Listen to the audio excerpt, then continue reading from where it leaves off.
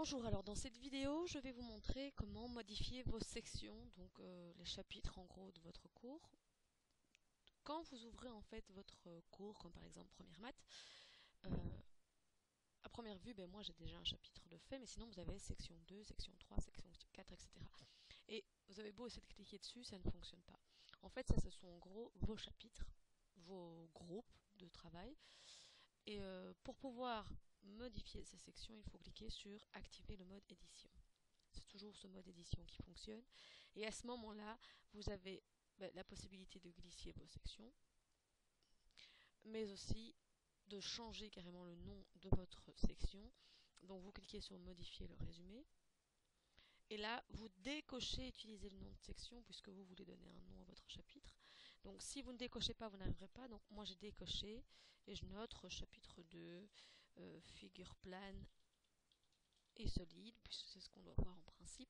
Vous notez bien sûr un résumé s'il le faut. Là, c'est tout ce qui concerne le temps auquel c'est disponible. Par exemple, si vous vous dites que ça ne doit apparaître qu'à partir du mois de mars, vous pouvez faire en sorte que ça n'apparaisse qu'au mois de mars. Donc vous dites, voilà, je veux que ça commence à apparaître au mois de mars, le 1er mars, parce que je verrai le chapitre à ce moment-là. Comme ça, je ne dois pas tout le temps aller activer, etc. Et vous mettez bien en 2016 et il va s'activer lui-même et se désactiver si vous n'en avez plus besoin. Donc vous pouvez l'activer jusque juin par exemple. Alors moi ici je ne vais pas spécifiquement l'activer puisque je ne mets rien pour l'instant dessus, mais ça peut être pratique. Imaginons tous vos cours sont faits, vous pouvez vous-même faire en sorte que après un an, vos cours s'activent l'un après l'autre. Puis une fois que c'est fait, n'oubliez pas de bien enregistrer vos modifications. Et là, votre chapitre, si vous désactivez, votre chapitre a bien un nouveau nom. Alors pour l'instant, il n'y a rien dedans, donc c'est pour ça que ça reste en transparent. Ils sont, si vous voulez, non-voyants, donc je réactive. Là, il est bien voyant. Vous voyez, l'œil, il n'est pas barré.